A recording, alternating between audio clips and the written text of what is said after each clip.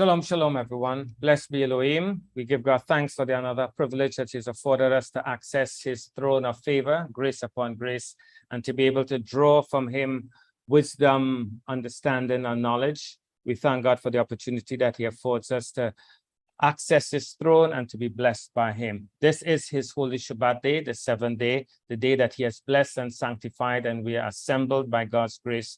This is a time that we have reopened physically, and we thank God for those who join us online, and we thank God for those who are right here with us in shul at this time. Glory to God. The kingdom is Hashem's, and He shall reign forever and for all time. Today, by God's love and grace and favor, I want to speak to us on a theme that God has put within my heart called the Holy Temple itself and beyond. The Holy Temple itself and beyond. Go with me, if you will, to the Holy Epistle of John. John chapter 4, the Holy Gospel, I should say, as it is normally understood, of John. All right, John the Beloved. In John chapter 4, I want to read for us from verse 19. From verse 19, it says, this is about Messiah's encounter with the woman at the well, the Samaritan woman. He's having this discourse with her, and he went through this thing about she's saying, you are a Jew, and how come you're talking with me? The Jews don't have any dealings with Samaritans. But then she was doing a broad stroke kind of thing, because here was a Jew who had a dealing with a Samaritan. And so you and I need to be very careful to don't broad stroke people and recognize that this is not an aspersion to be cast upon all the Jewish people, but this is showing how Messiah himself was showing that though he is Jewish, he acted outside and beyond because he was doing his Father's will. So look at this discussion as we break in from verse 19. The woman said to him, "Sir, I perceive," and that's by the Ruach HaKodesh. She perceived that you are a prophet. So you are a Jewish prophet. I perceive that. Now she brought up this long-going discussion. Our fathers worship in this mountain. That's the mountain of Gerizim in Samaria. And you people, that means you Jewish people, say that in Jerusalem is the place where men ought to worship. Yeshua said to her, because she's asking for this issue to be settled, he said, "Woman, believe me, an hour is coming when neither in this mountain nor in Jerusalem will you worship the Father." He continues, "You worship what you do not know. You Samaritans, you worship what you do not know. We Jewish people worship what we know, for salvation is from the Jews. But an hour is coming, and now is when the true worshipers will worship the Father in spirit and in truth. For such people the Father seeks to worship. God is spirit, and those who worship him must worship him in spirit and in truth." The woman said to him, "I know that the Messiah is coming, he who is called the Christ. When that one comes, he will declare all things to us." Yeshua said to her, "I who speak to you am he." So let's look and see what's happening here. She perceived that he was a Jewish prophet. She understood that the site of true worship is Jerusalem. She understood, you may not like it, but salvation is from the Jewish people. A text that we have to take, as the Master would have said. Salvation is a person, Yeshua the Messiah. Salvation is a process, and its salvation comes through a people, the Jewish people of Israel. Now, I want you to see something else. Jerusalem is being presented here as a sign of a future salvation that will transcend it.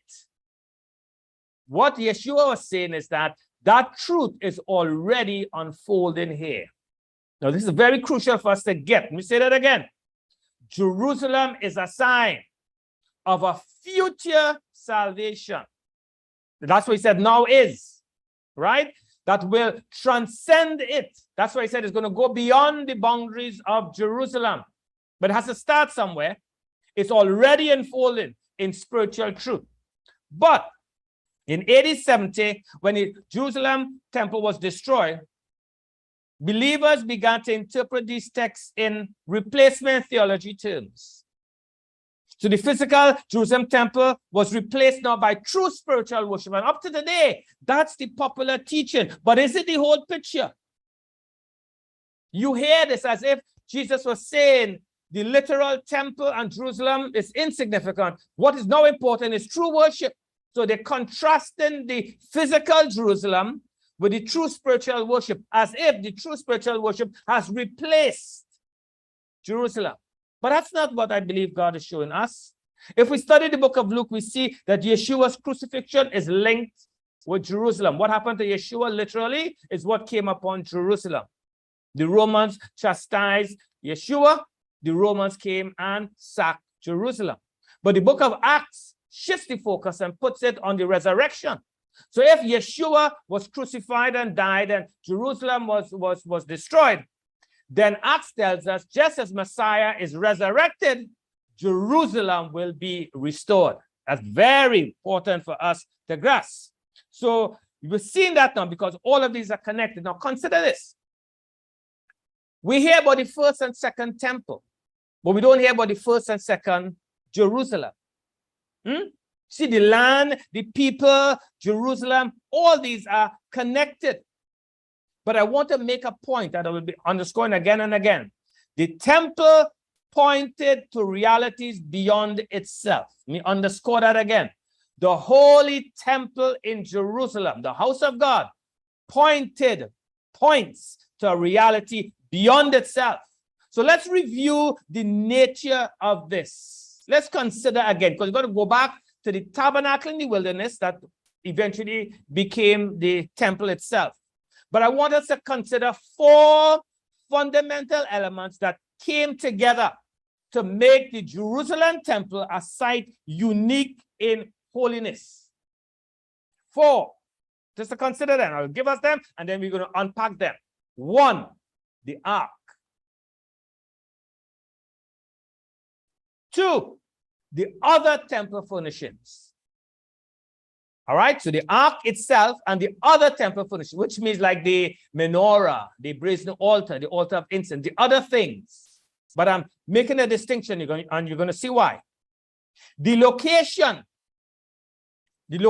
of the Jerusalem temple. And number 4, the Jewish people, the children of Israel. I'm giving those 4 again. 4 fundamental elements that comes together to make the Jerusalem temple in the days of the Master a site that is unique in holiness. 1, the ark, the other furnishings, the location, and the Jewish people. Now, if you go back in the Torah, which we should, right? Because everything is in the Torah, right? You turn it and turn it and turn it again, and it will yield to you wonders of the Messiah.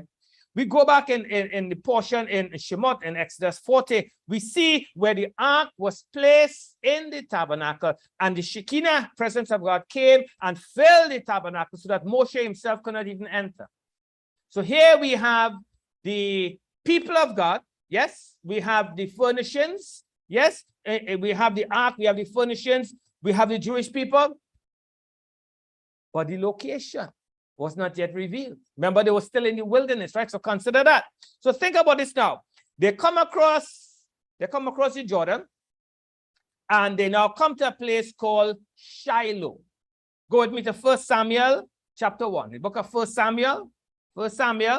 So they've crossed the Jordan River, and they come to Shiloh. Remember, we're following the tabernacle, right? So 1 Samuel chapter 1, I just want to show us this. 1 Samuel chapter 1, and we're going to look at verse 3. It says this. Now this man would go up from his city yearly to worship and to sacrifice to Adonai of hosts in Shiloh. So that's where the tabernacle of witness was. When it crossed over the Jordan, the first place where God caused his tabernacle to rest was in Shiloh. Got to keep that name in mind, right? And then now, jump across with me to chapter 3, same book, and we read this, verse 1. Now the boy Samuel was ministering to the Lord before Eli. Notice, he was ministering to the Lord before Eli. He was under the covering of Eli, as it were. Eli was his mentor. And the word from Hashem was rare in those days. Visions were infrequent. It happened at that time as Eli was lying down in his place. Now his eyesight had begun to grow dim and he could not see well. And the lamp of God had gone out. And Samuel was lying down in the temple, but really it wasn't the temple as in with what Solomon would have constructed. It was still like a tabernacle. And the Lord, the temple of the Lord, where the ark of God was. I want to make that point. So in Shiloh, the ark of God was there. And the Lord called Samuel and he said, here I am. All right. And you know the rest of that story. Remember also, as you continue in Samuel, there was this war with the Philistines.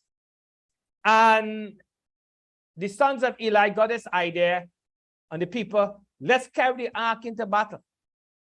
They were losing, and they felt they had to carry the ark into battle. And the enemies would see that and they would run because they've heard of what this God would have done. But they didn't understand that this ark pointed to realities beyond itself. You got to accept the ark, but you got to see that God is more than that. He's beyond that. And so when you know the story, I'm just going to paraphrase quickly. Long story short, the Philistines would have trashed them and stole the ark. And the story came back to Eli, of course, and he died, and his sons would have died. And his one of the wives of Eli said, Ichabod, the glory of God has departed. And you know what would have happened, right? When they put this ark in the temple and Dagon fell because, this is the ark of God. It's still an object, but it still represents something beyond. So even Dagon had to bow because all heavenly powers must bow in the presence of the one true living God. And then something happened. First Samuel 7. They returned in it. We're just going through I want to show you this. So First Samuel 7 verse 1. They recognized, listen, we got to send this ark back. So they did that. And then First Samuel 7 chapter verse 1 says, and the men of Kiriath Jearim came and took the ark of the Lord and brought it into the house of Abinadab on the hill and consecrated Eleazar the son to keep the ark of the Lord. From the day that the ark remained in Kiriath Jearim, the time was long, for it was 20 years, and all the house of Israel lamented after the Lord. Now, I want you to see this carefully, right? So at that time, the ark is in Kiriath Jearim for 20 years. And at that same time, the descendants of Eli was operating another tabernacle, but without the ark, because the ark was in this place. I want you to see what's happening here. So the ark is in Kiriath Jearim, and the other furnishings are with the descendants of Eli. So you notice how the four things now begin to separate out now. It's crucial to see, right? Crucial to see. I want you to keep that in mind. So they're operating this place in Nob without the ark. That's where David would have gone, and Saul came and killed, murdered all the priests, arkless. And then something happened. David brought the ark to Jerusalem. Go with me to First Chronicles 16. So we've seen how this thing is unfolding, right? First Chronicles chapter 16. David now, after 20 years, they were yearning, and David, under inspiration, brought it. So First Chronicles 16 verse 1, and they brought in the ark of God and placed it inside the tent which David had pitched for it. And they offered burnt offerings and peace offerings before God. You see that? David brought the ark to Jerusalem. But go with me to verse 37. In verse 37 of same First Chronicles 16, so he left Asaph and his relatives there before the ark of the covenant of the Lord to minister before the ark continually as every day's work required.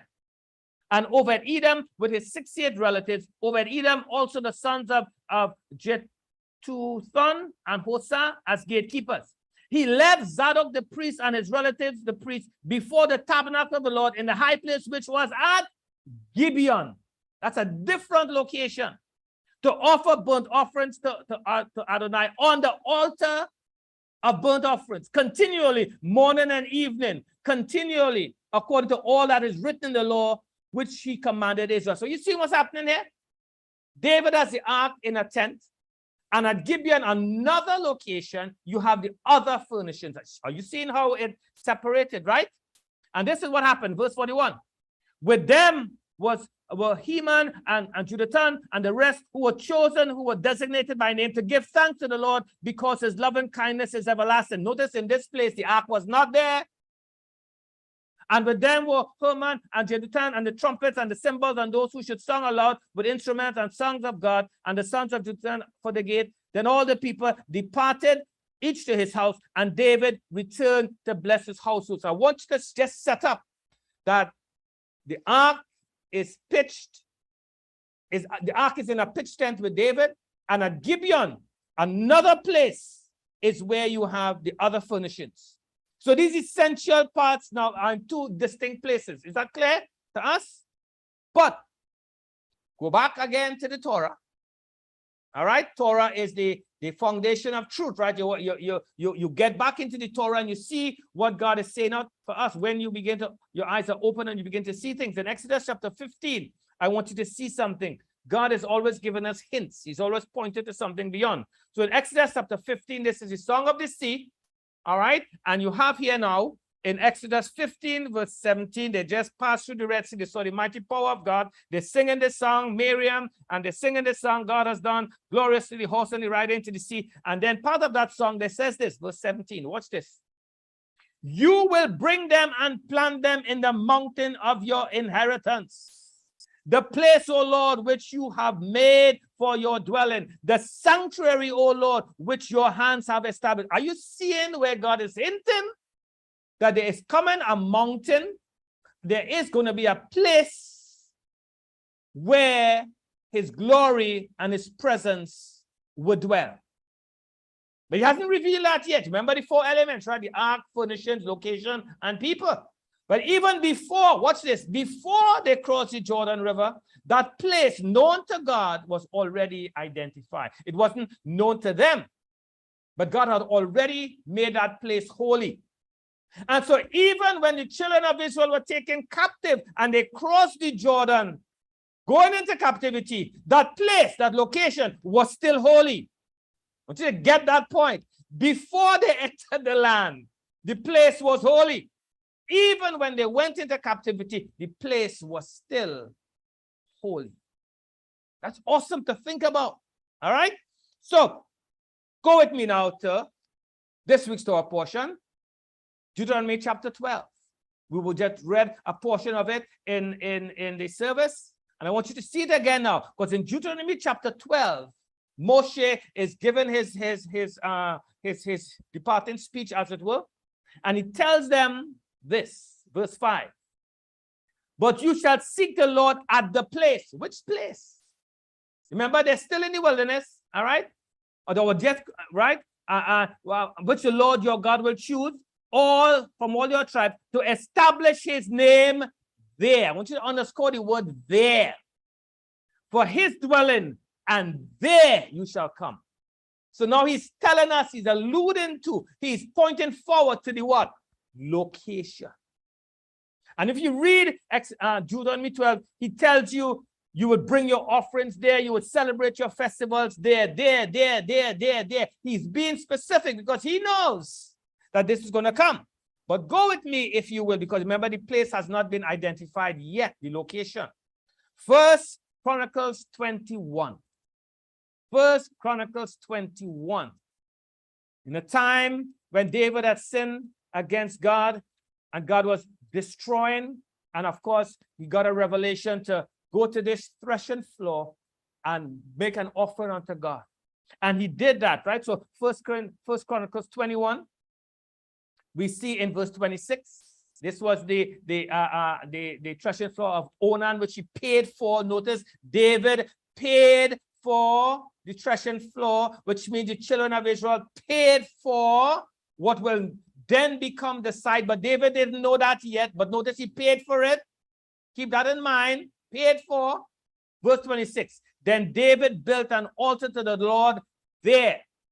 And watch this. And offered burnt offerings and peace offerings. And he called to Adonai. And watch this, brethren. He answered him with fire from heaven on the altar of the burnt offering. Now picture this. David is offering this sacrifice and fire comes down from heaven. Why is that significant? Because by that miraculous demonstration of power, God was identifying what? The location. That which he alluded to in Exodus 15 and Deuteronomy 12 is now revealed to David, the location.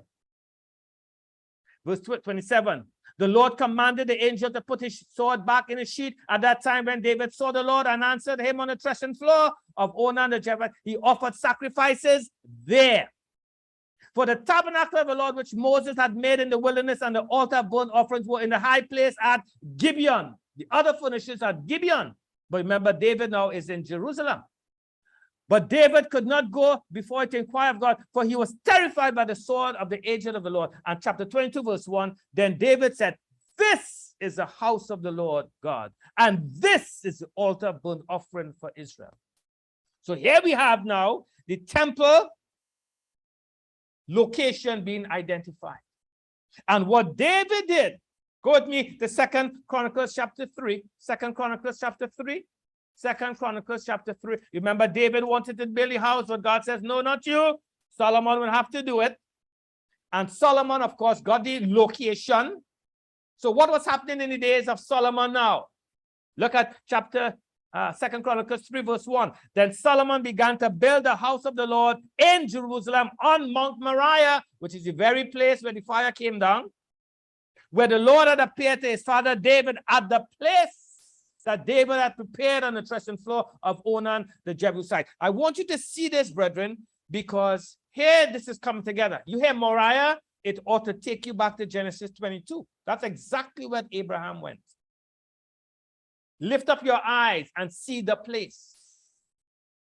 So the temple is built on the very location where our father Abraham wholeheartedly gave himself to Adonai, withholding nothing. Are you seeing what is the essence of true sacrifice drawing near to God, the true essence of worship? The true worship in spirit and in truth is to be wholehearted to God, withholding nothing. And the location stirs that up and brings that forth. So look what happened now in the days of Solomon. All these things come together. The ark, the furnishings, the location, which is now revealed, the Jewish people. In the days of Solomon, all comes together now. But when Solomon prayed in 1 Kings 8, he said, Father, this people may sin against you, and they will be scattered. Go with me to 1 Kings 8. They will be scattered from this place. They're going to be scattered, all right? And I'm praying because you said something that is truly powerful. 1 Kings 8, verse 47. If they are scattered, in other words, if they are taken back across the Jordan, and they have admitted that they have sinned and have committed iniquity, look with me to verse 48. So they have crossed the Jordan. Remember, I just said, before they crossed the Jordan, the place was holy. When they left the Jordan and go into captivity, the place is still holy.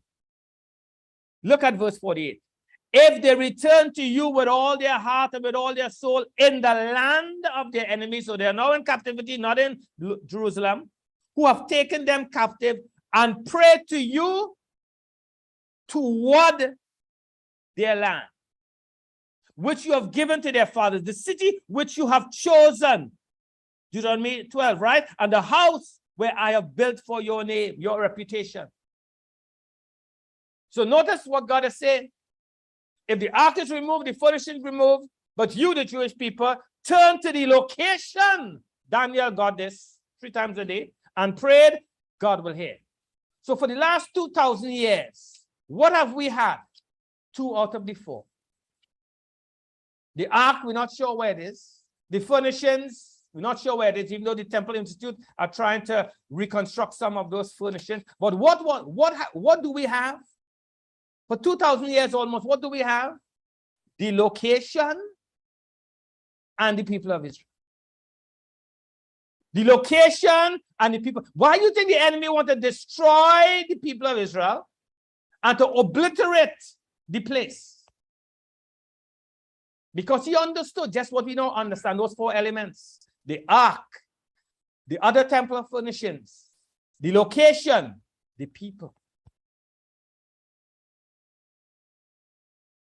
So we are in 2022, and that's what we have. We know the location. And if you go up to Israel and you stand at the Western Wall, you would see, and you stand among Jews and with black hats and in baseball caps and people from around the world, we standing and praying at the Western Wall, closest to where that Temple Mount is. You're in the location, you're in the neighborhood, you're in the vicinity. God says, I will hear. And that has been in our hearts and our minds as an unparalleled symbolism that cannot be shaken, because it's there. It's an indestructible symbol that's in the imagination of the people of Israel. Wherever we go, we turn towards Jerusalem because Zion, the temple, is in our hearts. And we long to go back there. But as I continue on, I want to make this point again. The temple always points and gives access to realities beyond itself. I want to make that point again. The temple, the holy temple, always points and gives access to realities beyond itself. What's the title of the message? The holy temple itself and beyond. So in the time remaining, I just want to unpack for us 7 realities. And I pray, God, that we will receive this, get this, internalize this, right? 1, the holy temple in Jerusalem points to the heavenly true temple.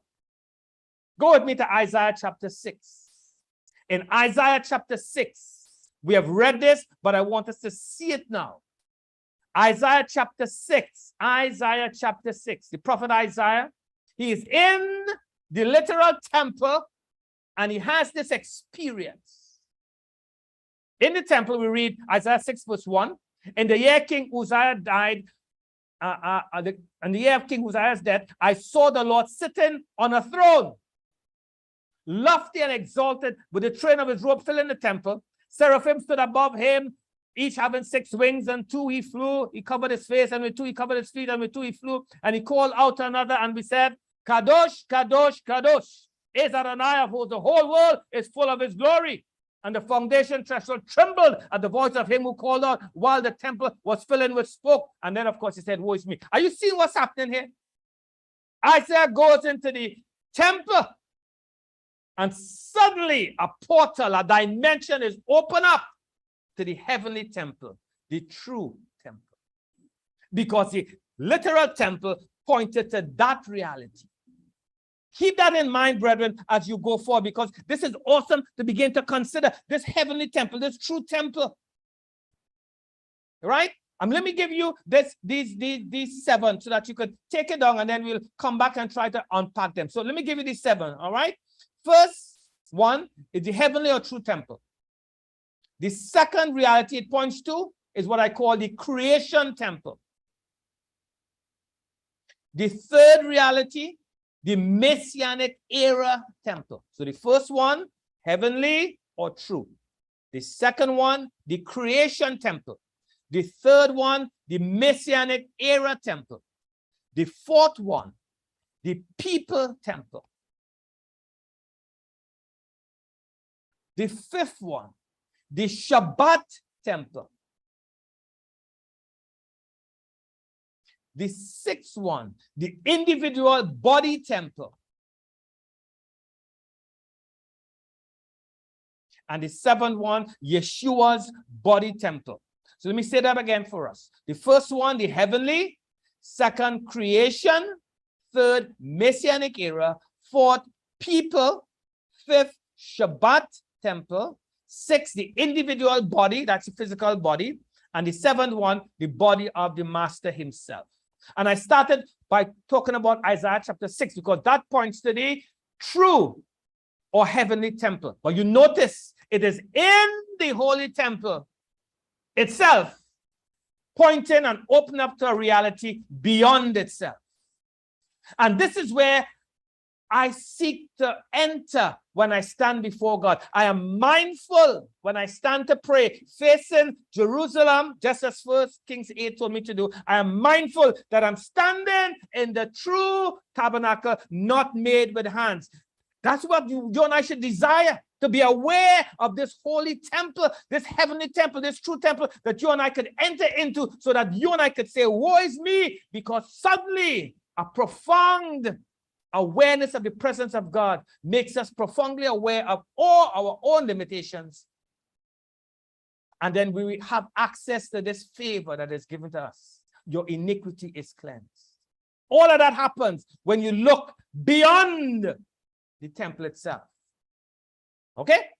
The second one I want to go through quickly with you is the creation temple. Now, this is powerful to consider. The creation temple. What God is saying is that all of creation, the whole cosmos, is a temple. How can we make that claim? If you look at the language of Exodus 35 to 40, you would see the same language in Exodus 35 to 40 is the same language in Genesis 1 and 2. And there's a particular phrase that is used 3 times in the Bible. The phrase is, it is finished. Or finish the work. So in Genesis 2, he finished the work. That's creation. In Exodus 40, he finished the work. In 1 Kings 7, when Solomon built the temple, he finished the work. When you see those things, you make a kesha, and you realize what God is saying is that all of creation is his temple. Oh my God. This is so powerful for us, because just as God said, just as I made a place for you in creation. Right? I made creation and I put you in that place. Will you make a place for me? Will you be aware that you are king priest? And would you be aware when you go through your duties and your activities on earth that you are priest, you are king in my tabernacle? And the kindness that you do for others is the offering that you bring before God. Oh my God, it opens up your heart and your mind. When you see one animal feeding on another animal, you see God open his hand to satisfy the desire of every living thing with favor. You begin to see the water, the seeds. You begin to see the smoke, the cloud. You begin to see all of this now is God's temple. And you and I are priests now serving in this temple. And we got to be mindful that all of creation, in a sense now, is kadosh. That's the ultimate. That's where we go in. But it's hidden from our eyes, so we think it's outside. But the kingdom is Adonai. The whole place is his. That's why Hasatan made name not try to take over, but you can't take over because he fills heavens and earth. There's no place in his dominion that he doesn't rule. All of creation, the earth is the Lord and the fullness thereof. All the heavens, my throne, and the earth, my footstool. All of creation. You begin to see this. When you begin to see this, oh my God, you conduct yourself differently, because all of creation is the temple of God, the house of God. And God, where does God live? Wherever we let him in. Oh, Father, open our eyes to see this. And then we go to the Messianic Temple. Messianic Era Temple. You got to go with me to Ezekiel chapter 43. And remember, all these we learn from the Jerusalem Temple. We have not replaced the Jerusalem. If you replace the Jerusalem Temple, you wouldn't get this, because remember, the Holy Temple itself pointing to realities beyond. So, Isaiah 43, Isaiah gives us a glimpse of that Messianic Era Temple. And look with me where he said, as Ezekiel 43 verse 7, he said to me, son of man, this is a place of my throne. So when Yeshua comes back, he's going to be sitting right there in the temple, and I will dwell among the sons of Israel forever. And the house of Israel will not again defile my holy name, neither they nor their kings by their harlotry or by their corpse of their kings when they die. And then he says, by setting their threshold by my threshold. And then he comes down. I want you to come down to verse 10. As for you, son of man, describe the temple to the house of Israel, that they may be ashamed of their iniquities, and let them measure the plan. You read Ezekiel, that's a Messianic Era temple that will be built.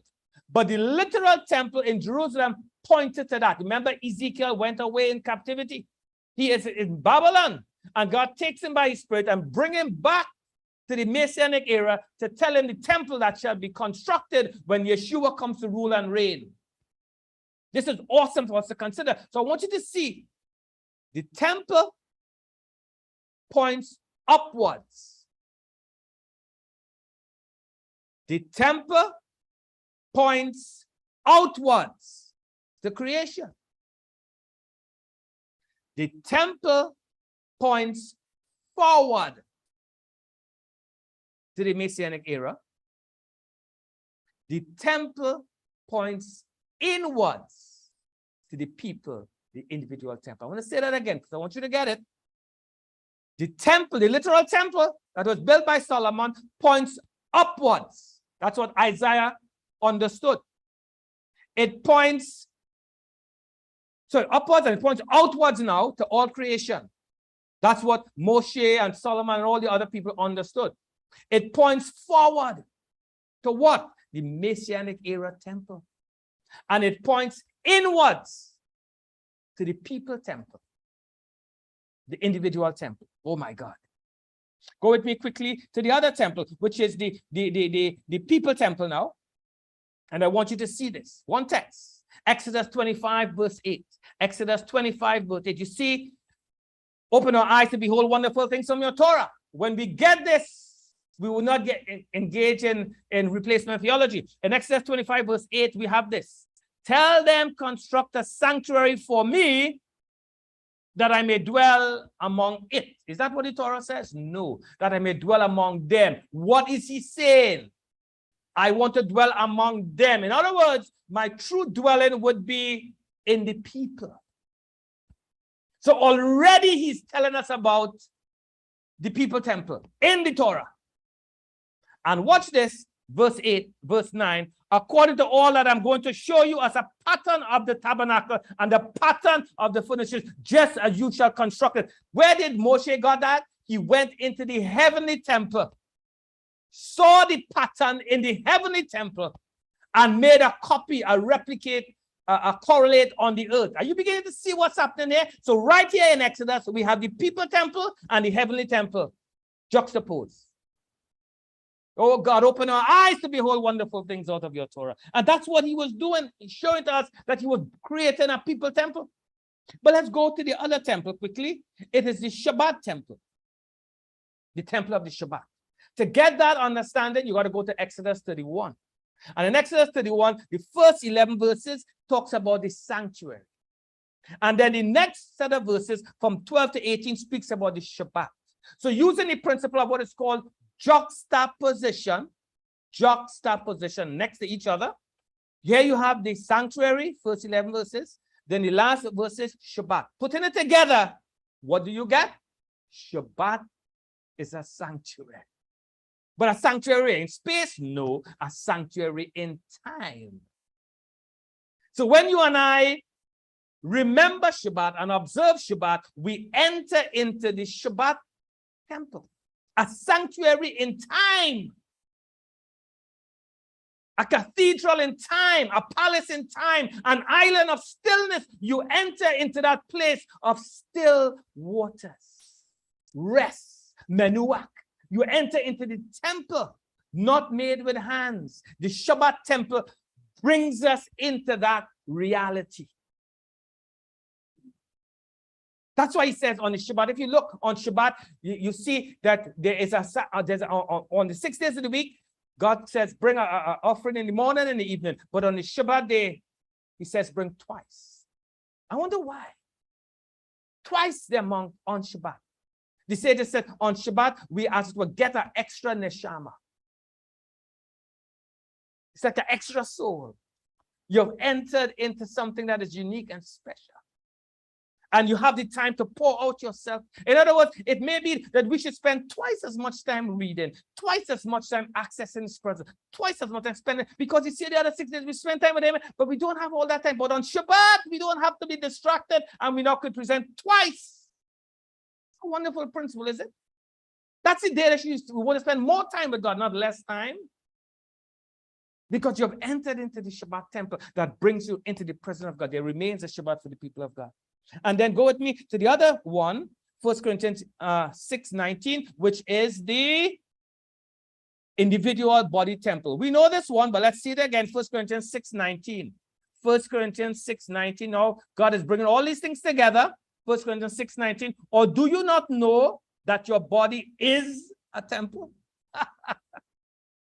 of the Holy Spirit who is in you? That's the imagery of the Holy of Holies, right?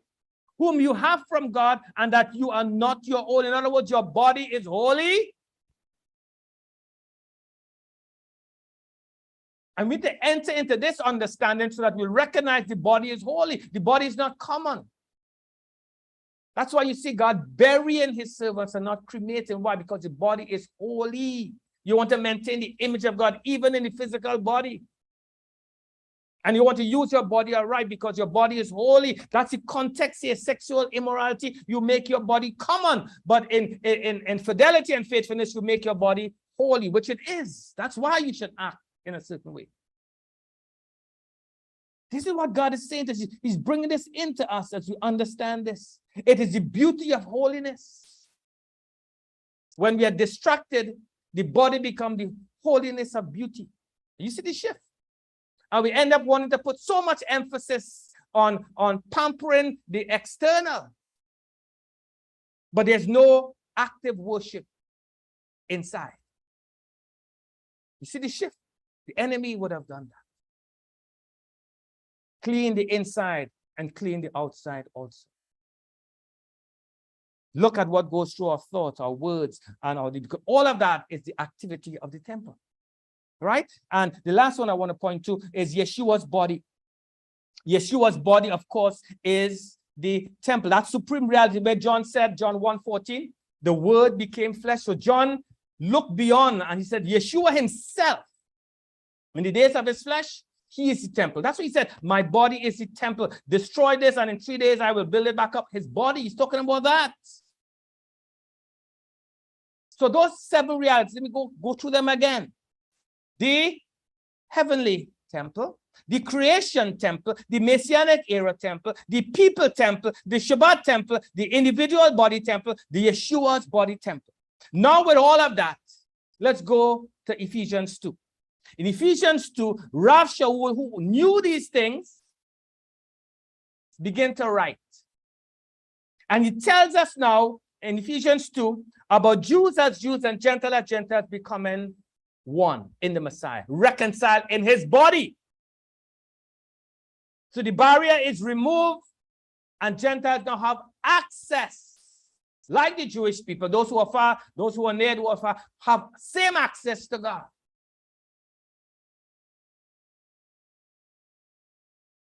But what did he say? Verse 21, in whom the whole building being fitted together is growing into a holy temple in the Lord. That's the people temple.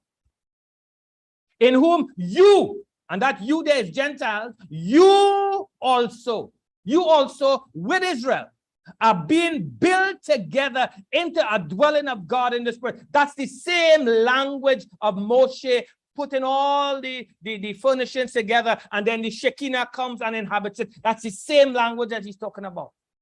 So Paul is talking about the people temple. That's his focus. But he is focusing on that because he understands through the literal temple. Then go across with me to the book of Hebrews. So when you remember, Paul keep going back to the tabernacle. Remember, he went back to the temple, in Jerusalem, and he got a revelation to go to the Gentiles. Remember where he got it? In the temple. He would go out in missionary journeys, but come right back to the temple. Because Paul understood these things.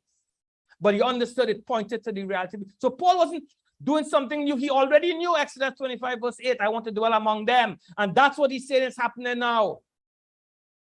Go with me to the book of Hebrews.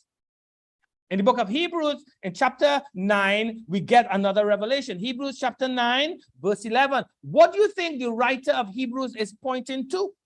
Which temple? Look at it. Hebrews chapter 9, verse 11.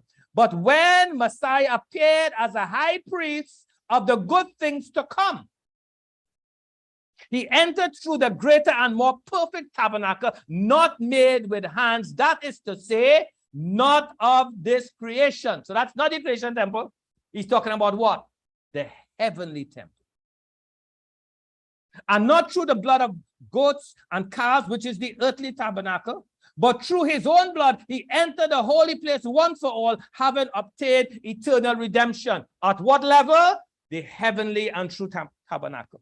So what we are seeing here is that he doesn't replace the literal, but he's showing that they coexist.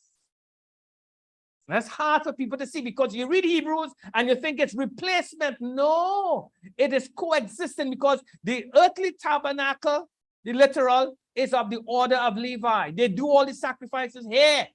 Yeshua is in a different tabernacle, a different priesthood. So both of them can coexist. But because of the one, you can understand the other. That's what Moses was saying all the time.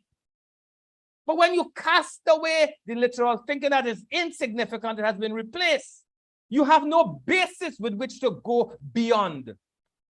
You're building a castle in the air.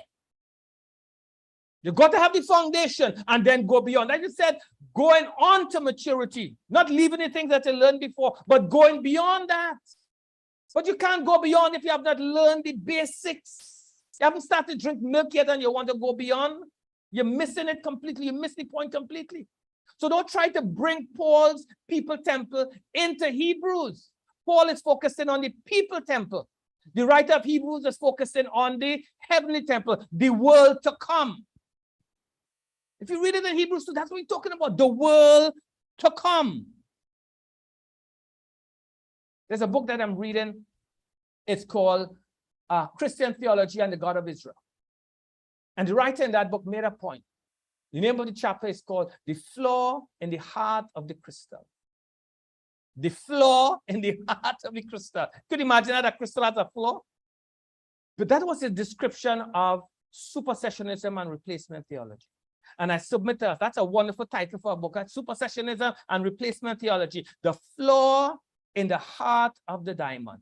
I could almost see it. An eye, and in the pupil, you have Israel. And then you have a next eye, and in the pupil, you have the church. That's the flaw.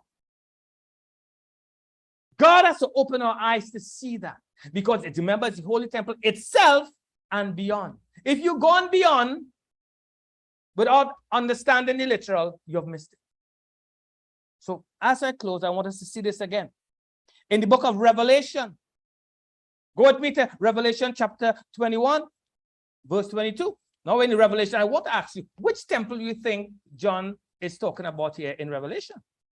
So in Revelation 21, verse 22, I saw no temple in it, for the Lord God the Almighty and the Lamb are its temple.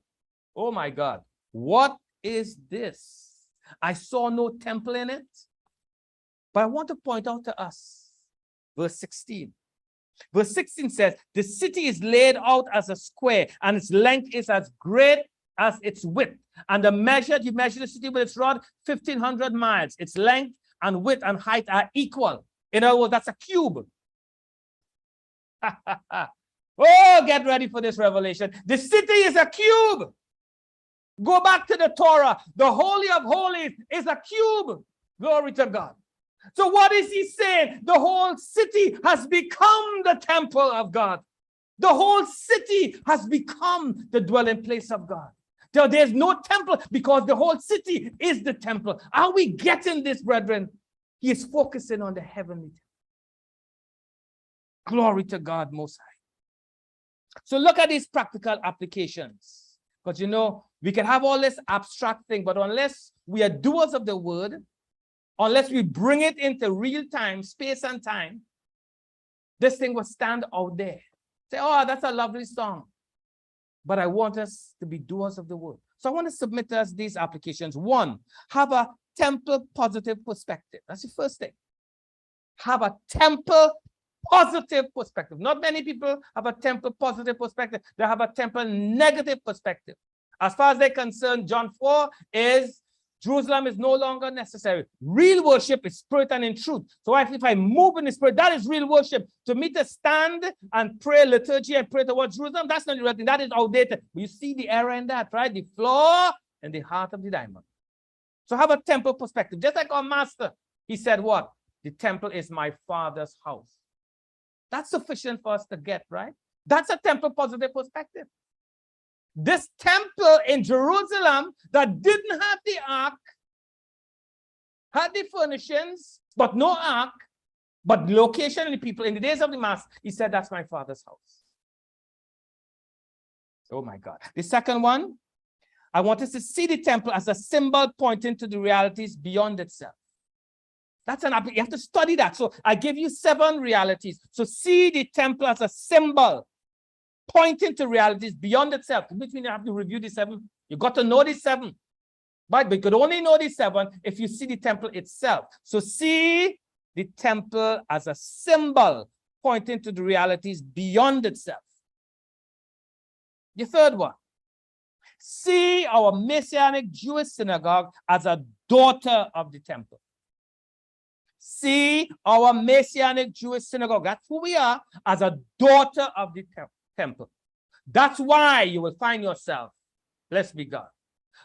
It's a Jewish presence. Just as it was in the literal temple, we are doing liturgy, just as it was in the literal temple, but we are pointing towards the heavenly temple. But if you don't see yourself as this temple, we'll miss the point, all right? And that's the people temple they're coming into play, right? We are daughter of the temple. But if we don't have that temple positive, we ain't getting that. We're on the slippery slope of replacement theology.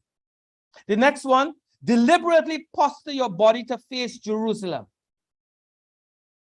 Deliberately posture your body to face Jerusalem. Why? Because you have a temple positive perspective. You understand that's what Daniel did. You understand First Kings 8. You understand now who we are.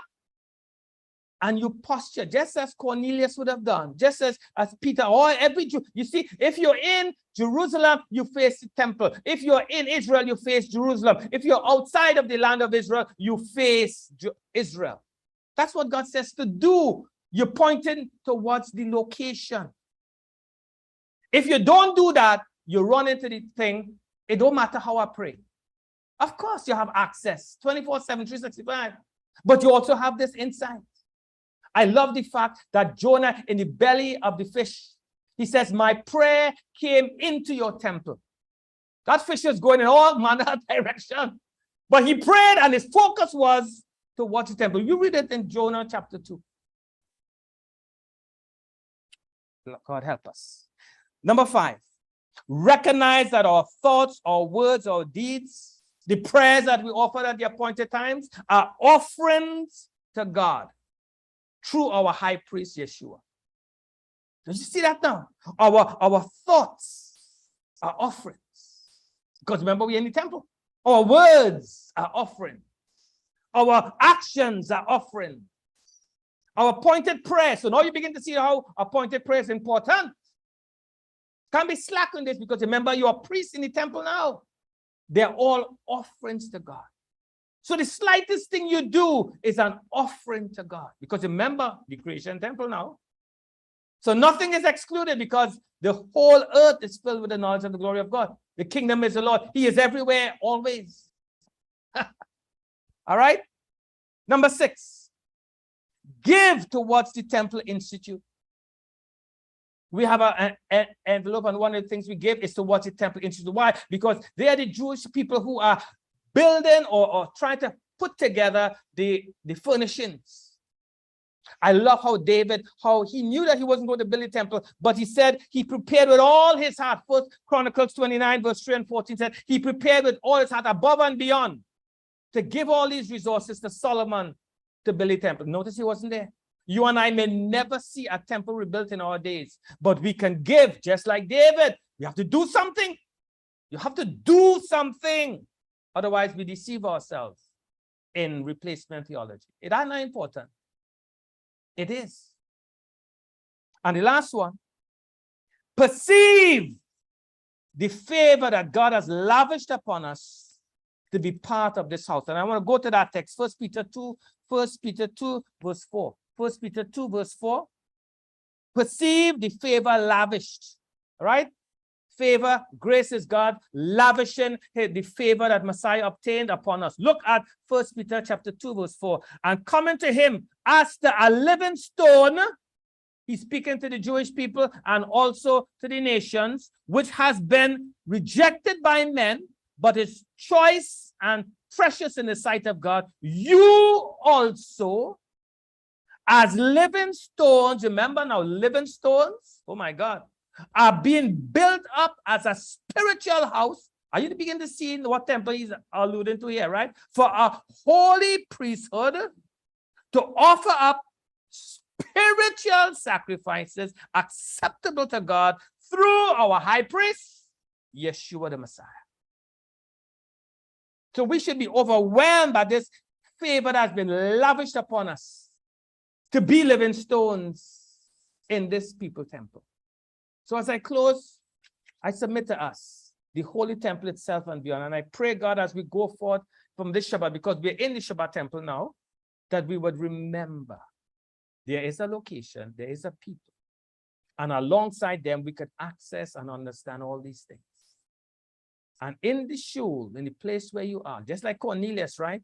Cornelius in his house on the night, I said, listen, at least once a week.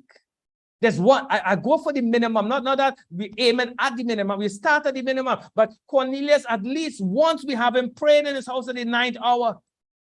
That's enough testimony to show us that Cornelius understood a temple positive perspective. And what was he praying, dear Amida? Rebuild your tabernacle, restore your presence. It's there. Do we have a temple positive perspective? God help us as we see these things. May God help us as we internalize and live them out to the praise of his glory. Well, Shabbat Shalom, everyone, and blessings upon blessings. Blessed be the glory of the Lord from his place, the Shem Yeshua, the holy tabernacle, the holy